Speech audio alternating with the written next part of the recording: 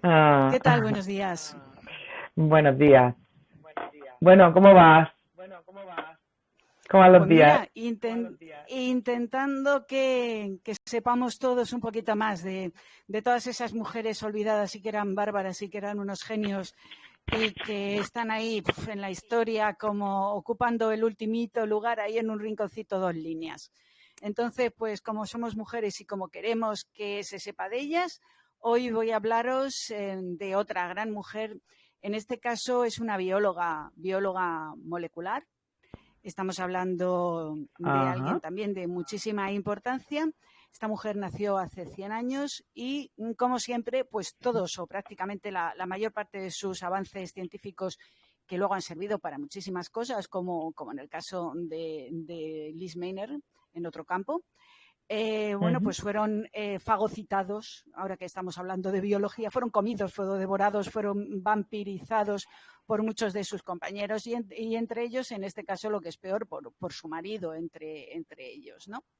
Entonces, pues cabe Vaya. decir, sí, lo que pasa. Se llamaba Esther Lerderberg. Lerderberg es el apellido del marido, ya sabes que en Estados Unidos lo pierden. Ella se Ujú. apellidaba Zimmer. Y era, pues eso, fue bióloga molecular. Cabe decir que estamos hablando de hace aproximadamente un siglo. Muchos de los nombres asociados durante todo el siglo pasado Ujú. al tema de la biología molecular y todo, que fue cuando fue el boom de la misma, pues siempre que lo leemos correspondían pues a prestigiosos varones, gente de ciencia, bueno, que tenían pues pues digamos un gran conocimiento y siempre estamos hablando de esfuerzo masculino, ¿no? Pero los hechos no Sí. fueron así, es decir, a lo Mm. largo de la historia, o sea, en este caso, había muchas mujeres que contribuyeron de una manera magnífica también a la expansión de la biología nuclear. Y además no fueron cuatro, fue una cuota muy significativa, fueron bastantes mujeres.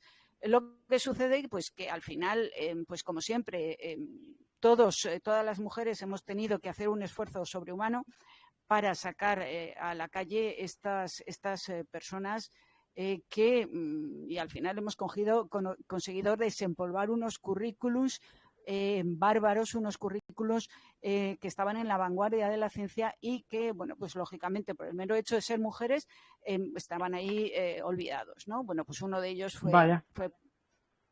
fue precisamente el de esta mujer.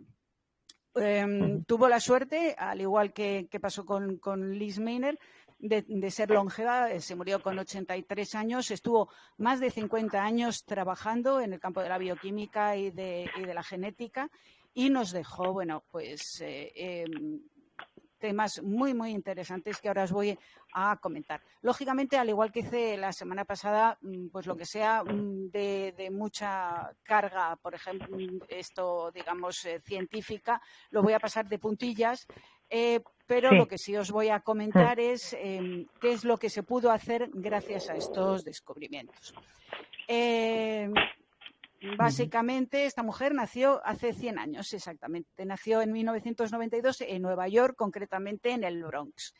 Ganó una beca, afortunadamente para ella, era una mujer muy inteligente también, ganó una beca para estudiar bioquímica en el Hunter College de allí de Nueva York y la verdad es que lo primero que le dijeron todos sus compañeros Ujú. y, lógicamente, los profesores, porque entonces los profesores, en lugar de animarte, te jodían hablando mal y pronto, diciendo, no, eso no es para mujeres, ¿dónde vas tú a ser bioquímica, criatura del Señor? Mejor botánica. ¿Qué es lo que dijeron? Que las mujeres en aquel Vaya. campo, en el campo de la ciencia, mejor se tiraban por la botánica, porque la botánica pues era más de mujeres. Vamos, que prácticamente era una jardinera con pretensiones. Esta mujer dijo que lo de Mm. la botánica casi que no, que ella quería ser bioquímica, se empeñó y Claro. lo fue. Muy bien. Entonces, Menos mal.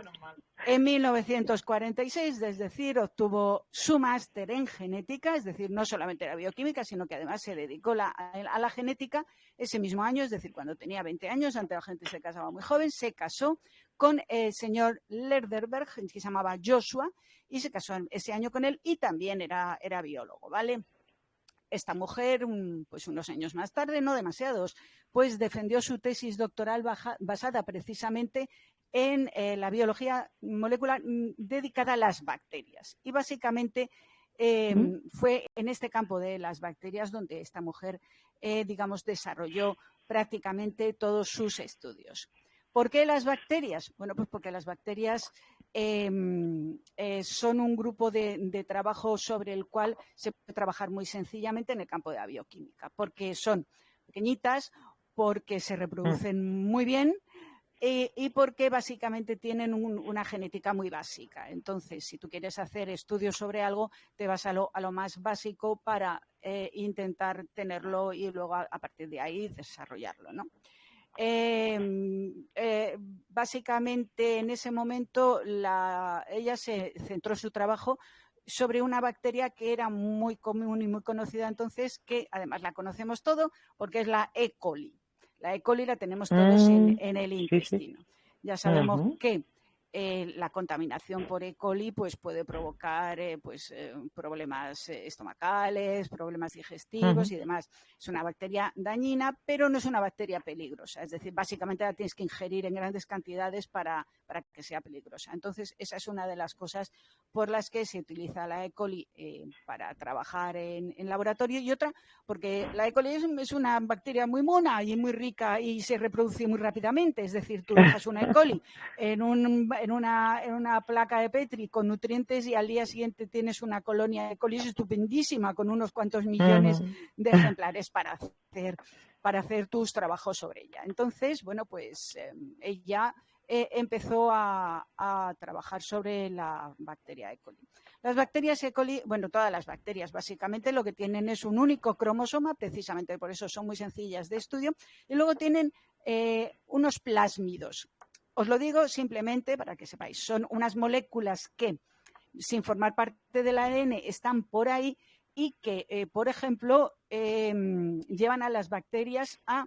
los plásmidos son los que producen en las bacterias las resistencias a los antibióticos. Es decir, las muy asquerosas, esos plásmidos son los que hacen que sean resistentes a los antibióticos. Esto, lógicamente, es fundamental para luego los estudios posteriores, ¿no? Todos sabemos que el problema que nos estamos enfrentando ahora es que de tantos antibióticos que hemos ido tomando prácticamente todos a lo largo de nuestra vida, llega un momento en que las bacterias se acostumbran a estos antibióticos, crean una resistencia y luego es prácticamente imposible acabar con ellas. Entonces, bueno, pues todo eso es debido a los plásmidos estos. Bueno, total que tenemos a nuestras bacterias, montones de bacterias con las que vamos a jugar todos, y jugaba ella. Y de repente se entera, bueno, pues como todos, hay unos animalitos más pequeños que las bacterias que atacan a las bacterias que se llaman los virus. Los puñeteros virus atacan a todo bicho viviente, incluida la bacteria. Entonces, pues hay una serie de virus que atacan a las bacterias que los tíos se llaman bacteriófagos, porque viene del griego, pues bacteriófagos que comen bacterias, o sea, que se alimentan de bacterias. Bueno, pues habitualmente los bacteriófagos, igual que hacen todos los virus, se cogen, se infiltran en una bacteria y se la cargan. Es decir, entran, se la comen y se reproducen a través de ella, cargan y se la matan. Pero vete tú por dónde esta mujer descubrió algo muy fundamental y luego os voy a explicar por qué. Pues descubrió que había un bacteriófago, que se llama, voy a llamarles fagos, que es más cortito. Había un fago, el fago lambda, que lo que hacía era, él cogía, se metía en la bacteria en lugar de destruirla, se metía en ella y acoplaba su ADN al de la bacteria.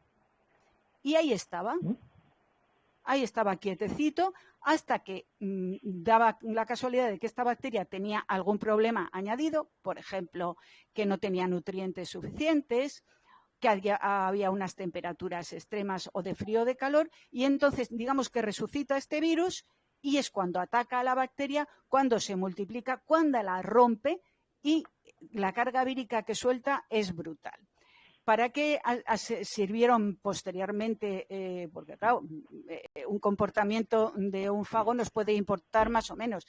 Pero, claro, luego esto, por ejemplo, se siguió estudiando y ha dado lugar a que este comportamiento vírico es muy típico, por ejemplo, del virus del herpes. Nosotros tenemos, por ejemplo, un herpes labial, que es el herpes más normal del mundo. Bueno, pues tú cuando tienes un herpes labial, ese bicho vive contigo de por vida. Es decir, no me cojo el virus del herpes y al cabo de 6 años me cojo el virus del herpes. Ya. No, el virus vive conmigo. Es decir, este virus se me ha metido en un momento determinado, ha cogido, ha clonado, por decir así, y se ha metido concretamente el del herpes. Se camufla entre las células nerviosas del sistema nervioso como si fuera una célula nerviosa más, y entonces ahí está. ¿Qué sucede? Que cuando yo tengo un problema, estoy baja de defensas, tengo un problema así importante, ¡paf! Ahí salen, dice, esta es la mía y salgo. Entonces, ese es un comportamiento muy típico de este tipo de virus, ¿vale? Y, por ejemplo, también todos los virus, el virus del VIH también, por eso el virus de VIH lo puedes tener latente, pero provoca...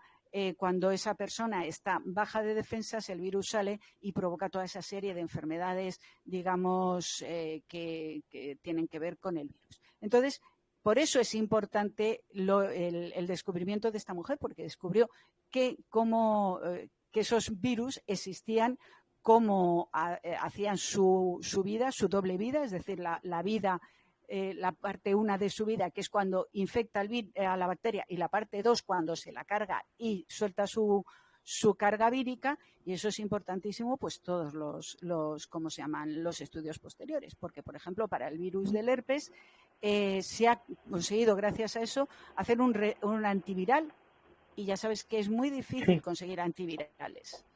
De hecho, pues fíjate el problema que ha habido con el último virus que nos ha afectado, el COVID. Realmente no hay antivirales en el mercado, es muy difícil, así como hay mucho antibiótico, hay muy poco antiviral. Bueno, pues concretamente del virus del herpes se consiguió hace bastante tiempo un antiviral brutal que consigue, bueno, pues minimizarlo o incluso atacarle. ¿Cómo hace? Pues atacando al ADN, es decir, se la devuelve. Dice, el virus ahora ataca al ADN vuestro, y entonces dice el antiviral, muy bien, bueno, pues yo te ataco al ADN tuyo y no te dejo multiplicarte, que es como actúa. Bueno, esa mujer pues descubrió este fago lambda, que tuvo una importancia importantísima. Ella lo publicó, pero lo publicó junto a su marido, y fue su marido el que se llevó volvemos otra vez a lo mismo, es que parece que me repito semana tras semana, pero se llevó el marido toda la importancia de este desarrollo, de este descubrimiento. No solamente era el descubrimiento, no solamente fue, o sea, ella con esto empezó su campaña de descubrimientos, porque claro, otro que hizo ella importantísimo es que tú, cuando estás trabajando en bioquímica, no trabajas con un organismo solo, trabajas con un montón de organismos, o sea, básicamente con colonias de bacterias. Entonces, ¿qué sucede? Que si yo tengo que trabajar en algo, quiero comparar manzanas con manzanas, yo tengo que tener una manzana y una manzana exactamente igual, porque si trabajo con ellas para ver qué es lo que les puede afectar, cómo consigo que sea mejor, qué enfermedades, o tengo que comparar dos cosas iguales. Entonces, claro, yo si tengo una colonia de bacterias, es prácticamente imposible que consiga otra colonia de bacterias exactamente igual. Entonces, hasta los años 50, los científicos se volvían locos porque, claro, querían comparar sus tratamientos, los tratamientos antibacterianos, etcétera, querían compararlos, porque claro, como las colonias eran diferentes, decían, no, pues es que no podemos actuar sobre la premisa de estoy trabajando sobre dos grupos iguales. No, pues a esta mujer se le ocurrió una cosa curiosísima. Mujer tenía que ser. Se dedicó a ir por todas las tiendas de moda de aquella época hasta que consiguió un terciopelo. Hizo con el terciopelo una especie de tampón. Primero lo esterilizó, hizo una especie de tampón, y entonces cogía, lo metía en la placa de Petri de la colonia de bacterias. Esos pelillos del terciopelo hacían que se adhirieran las bacterias, lo trasladaba a una placa de Petri, las bacterias se quedaban allí y conseguía exactamente el mismo cúmulo de bacterias Es decir, duplicaba esa colonia exactamente igual. Es decir, fíjate qué forma más tonta, pero más inteligente de conseguir. A partir de ahí, ni que decir tiene que si lo del fago lambda fue importantísimo, esto fue brutal. Porque, claro, ya tenías la posibilidad de trabajar sobre colonias de bacterias exactamente iguales. Entonces, todo esto, pues ni que decir tiene. Tuvo una repercusión buenísima a lo largo de la historia, toda la historia, porque básicamente eso se ha ido desarrollando. Ahora ya no se emplea lo de los algodoncitos y el terciopelo, pero fue el primer paso para en aquel momento, claro. Imagino yo que también lo que hace es ampliar, vamos, yo no entiendo mucho, pero de repente lo he pensado, ¿no? Que amplía tu ejército, ¿no? Si lo puede hacer tan rápido, el ejército de bacterias se desarrolla, se multiplica y ya digamos que si hay un virus por ahí, pues con tanta bacteria en realidad no puede hacer mucho la guerra, ¿no? Lo que hace todo esto es que te deja trabajar teniendo dos cosas iguales para trabajar. Tú cuando trabajas en un tema y dices, voy a ver cómo me cargo esta bacteria. Y entonces dices, a lo mejor esta colonia de bacterias se muere echándoles limón. Yo les echo limón, pero claro, tengo que tener mi colonia de bacterias y otra colonia de bacterias a la que no les echo limón a ver qué pasa. Es decir, tengo que tener dos pruebas iguales. A otra les echo, yo qué sé, tabaco. Tengo que tener la colonia y otra colonia exactamente igual para ver cuál es la diferencia entre una actuación sobre ella y otra. Es decir, siempre tienes que trabajar con grupos exactamente iguales, porque si no, los resultados que te pueden dar son resultados que no tienen nada que ver, resultados ajenos, ¿no? Entonces, lo bueno de esto es que consiguió las manzanas suficientes como para poder trabajar todos los químicos y todos los bioquímicos sobre unas cosas exactamente iguales. Es decir, voy a trabajar sobre compuestos exactamente iguales. Ya. Bueno, yo estaba hablando, en base a que las bacterias también son buenas, es decir, se da por hecho que hay algunas que no son buenas o que afectan a nuestro organismo, por ejemplo, y otras que son buenas tenerlas en nuestro organismo. Bueno, de hecho, nosotros tenemos el intestino lleno de bacterias y si no fuera por ellas no podríamos hacer la digestión. No podríamos. Entre ellas está la E. coli, sin ir más lejos. Sí, entonces, pues hay un montón de bacterias que son buenas. Gracias a las bacterias podemos tener cerveza, gracias a las bacterias podemos tener yogures. Es decir, que las bacterias no siempre son malas. Entonces, hay que investigar acerca de las bacterias, hay que investigar acerca de cómo se reproducen, etcétera. Pero claro, siempre tenemos que investigar con dos muestras exactamente iguales. Que esto es lo que consiguió poner Esther Lederberger en boga. Bueno, el artículo de esta metodología fue publicado por ella y su marido, pero lógicamente a quien se le atribuyeron los principales méritos de esta investigación y cómo no, fue a su marido otra vez. Volvemos exactamente a lo mismo. Fue a lo largo de su vida, estas cosas le fueron pasando sistemáticamente. Ya hemos visto dos, la de los fagos lambda, que se lo adjudicó su marido, y esto que se lo adjudicó su marido. Y fueron dos hitos fundamentales, ¿no?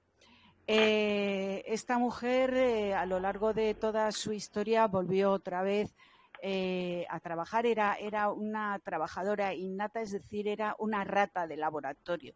Hay gente que no vale para el laboratorio, que no vale para hacer este tipo de cosas y era brutal. Se le daba muy bien el tema de la investigación del laboratorio.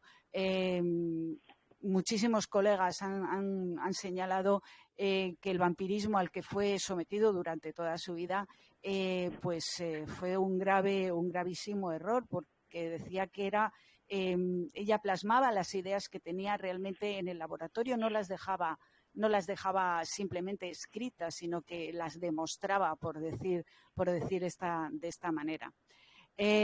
Su marido siguió a su lado.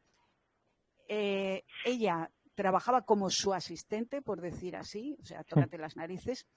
Y bueno, pues también en 1953, un par de años más tarde, consiguió un premio que se llamaba el Eli Lilly, que es de unos grandes laboratorios, y se lo dieron a los dos, pero lo recogió Joshua, lo recogió su marido. Es decir, volvemos otra vez un poquito a lo mismo. La Sociedad Bacteriológica de Illinois, un par de años más tarde, de los laboratorios Lilly, también hizo un reconocimiento a las labores microbiológicas de esta pareja, y siempre como la figura del marido como el principal ejecutor. Y ya el colmo de los colmos fue que pues aproximadamente en el 58, una cosa así, ahora mismo no recuerdo, ganó el premio Nobel su marido. ¿Cómo no? Ganó el premio Nobel. Vaya. Gracias.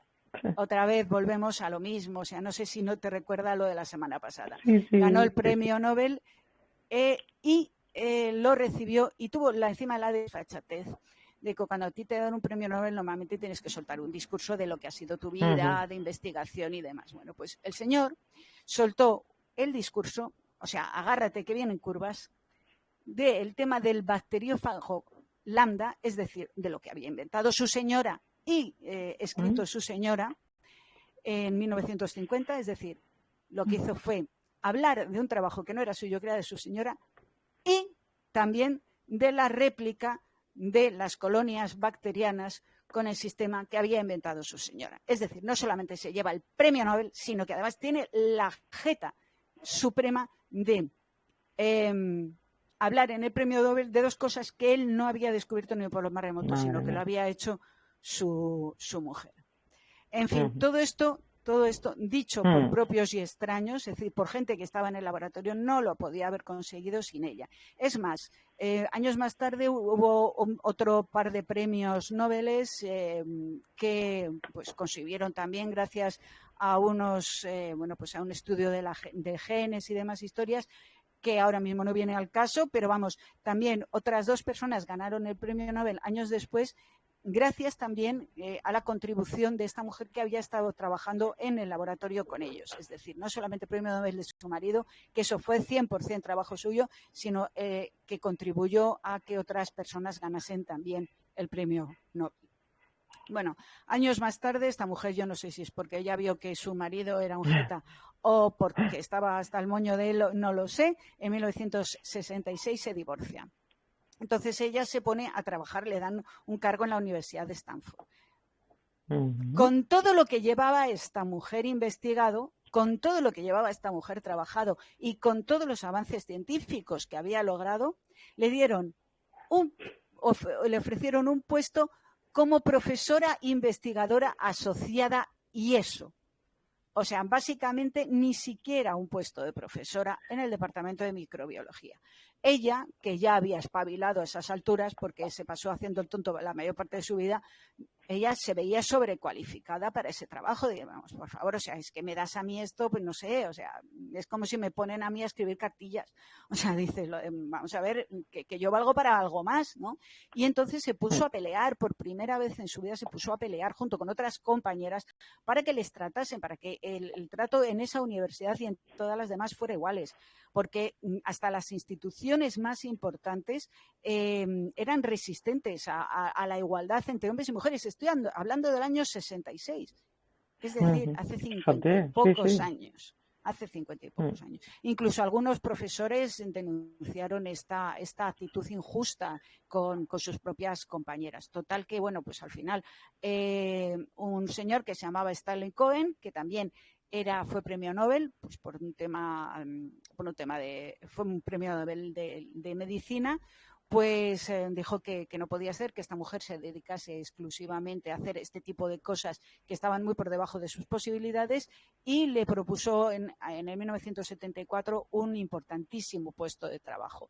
Y ahora os vais a acordar de una de mis primeras palabras. Bueno, pues le propuso ser la conservadora de una importantísima colección de plásmidos, los famosos plásmidos que tenían las bacterias, que te he dicho, las bacterias tienen ADN y luego tienen unos plásmidos que son los responsables de la resistencia a los antibióticos. Bueno, pues los plásmidos, bueno, pues son estos pequeños cromosomas que todas las bacterias tienen. Cada día estaban cogiendo más importancia porque cada día la investigación sobre ADN se basa más en estos plásmidos, entonces había una especie como de gran banco de plásmidos que había que conservar, que había que catalogar y que había que fortalecer, y esta mujer en los últimos años de su vida laboral estuvo encargada de fue la conservadora jefa de este banco de plásmidos, que fue indispensable, que clasificó, que ordenó todos los plásmidos y que lógicamente fue esto muy, muy importante para todos los científicos, incluso ahora mismo, porque todos los avances sobre ADN, de las réplicas de ADN, cuando se quiere replicar ADN, se tira de los plásmidos porque es más fácil que tirar de la molécula completa. Total, que esta mujer estuvo haciendo este trabajo hasta su jubilación, que se jubiló en 1985. Nos cabe destacar que se murió hace bien poco, se murió en el 2006, o sea, hace no demasiado tiempo. Dicho por sus propios colegas, fue una mujer, una investigadora brillante, dotada de una gran imaginación. Vamos, a los hechos me remito simplemente con el asunto de las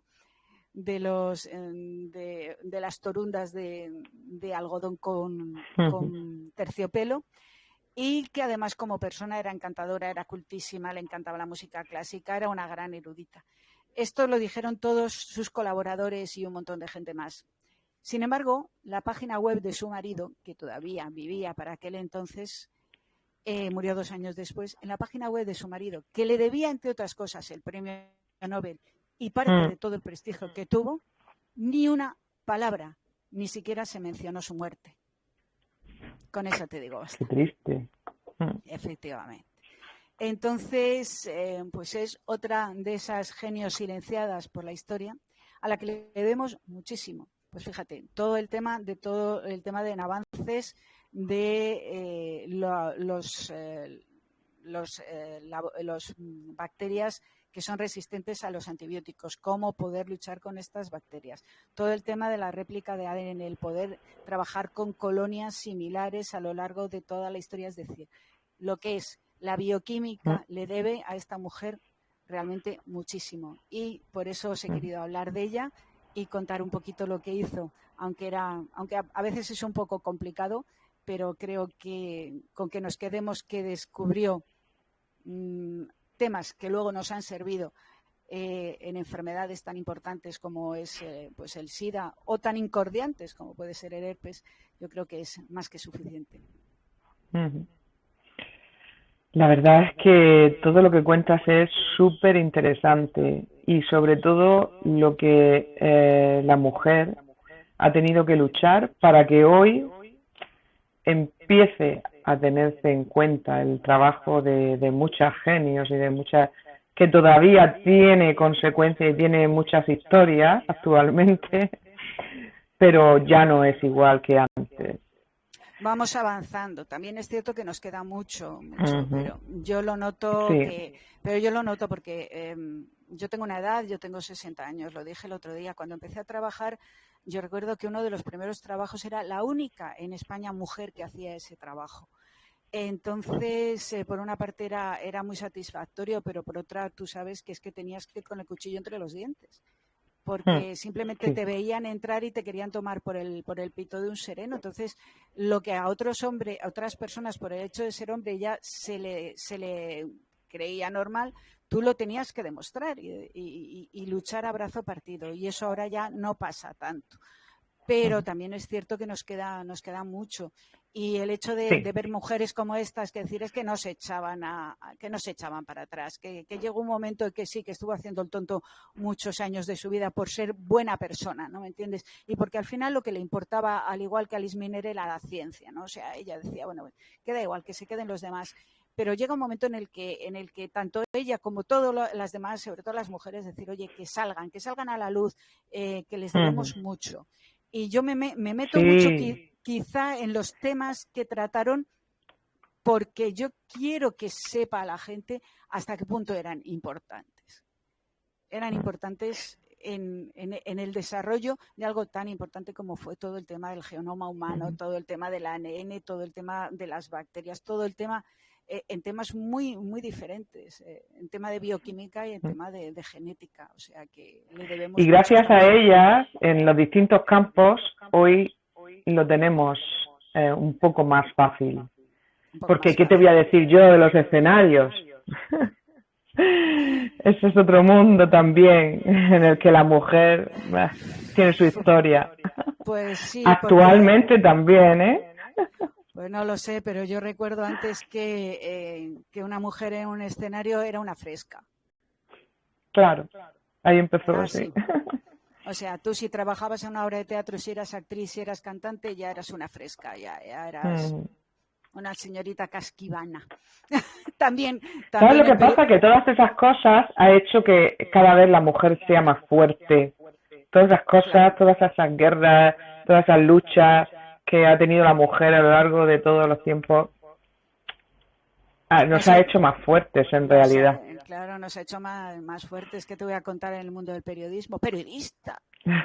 Hoy en día hay muchísimas. Pero bueno, eso es como todo. Al final tienes que demostrar, pero tiras para adelante. Y es una pena. Yo me siento orgullosa porque hay muchísimas mujeres ya en todos los ámbitos, lo van teniendo más fácil. Pero que sigan luchando, que si no siguen luchando lo que nosotras nos partimos los cuernos, nosotras y generaciones anteriores, no va a servir para nada si ahora lo que haces es dar pasos. Y yo estoy viendo en algunas mujeres, algunos comportamientos contrarios a avanzar, se están, digamos, haciendo más machistas algunas, y eso a mí es que me llevan los demonios, porque dices... Ahora lo tenéis, entre comillas, un poquito más fácil. Luchad, agarraos, aferraos, que no os tomen por una Liz Meiner, por amor de Dios, que vivimos en el siglo XXI. Bueno, Sol, muchas gracias. La semana que viene más. Tengo ya ganas de saber quién es la siguiente. Pero bueno, que imagino que será más o menos con los mismos patrones, el mismo esquema. Acaba igual, pero bueno. Es importante darles ese reconocimiento y me encanta que tengas este programa en mi canal para dar luz y mostrar estas mujeres, fuertes mujeres, que, bueno, que se han ganado muchas cosas, pero aunque no han sido reconocidas, ahora se les puede reconocer. Con este granito que estamos poniendo, seguro que al final, entre todos los granitos que pongamos, se les va a acabar reconociendo. Gracias, Marla, por la oportunidad. Gracias, cariño. Un besito. Un beso muy grande. Adiós.